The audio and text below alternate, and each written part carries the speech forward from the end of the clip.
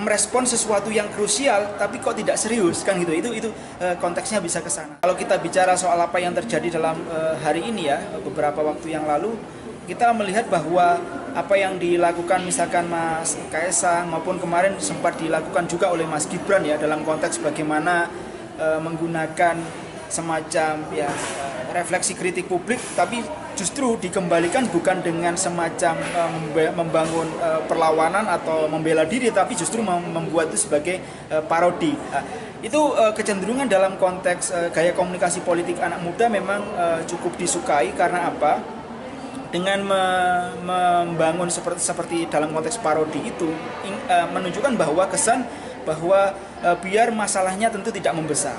Yang kedua, agar kemudian publik bisa melihat bahwa ini sebenarnya persoalan barangkali tidak ingin dibawa ke arah yang serius. Jadi biar kemudian masyarakat bisa mencerna ini dengan lebih mudah. Cuma persoalannya memang dalam gaya komunikasi yang seperti ini memang ada yang disebut dengan pendekatan komunikasi yang sifatnya itu sarkastik ya. Jadi bagaimana memakai humor atau hal-hal yang sifatnya sindiran tadi itu justru untuk dalam tanda kutip merendahkan diri kita di hadapan publik, di hadapan masyarakat, untuk kemudian membangun efek simpati maupun membangun efek mendapatkan perhatian. Jadi kalau kita melihat apa yang terjadi dalam penggunaan komunikasi politik atau komunikasi gaya politik anak muda, kita bisa memberikan konteks bahwa hal-hal seperti ini memang sebenarnya menarik ya.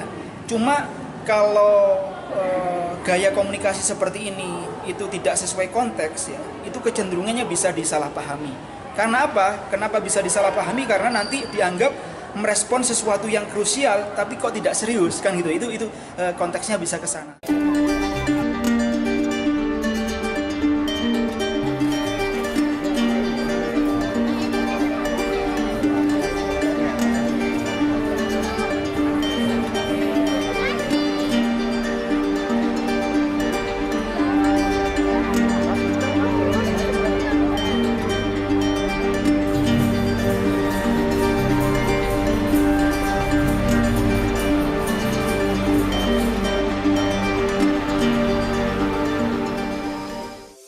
Antara banyak sumber informasi, kami layak dipercaya.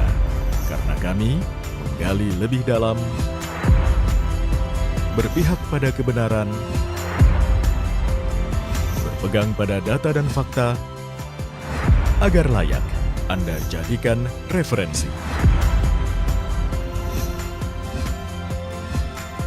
Kompas TV, independen, terpercaya.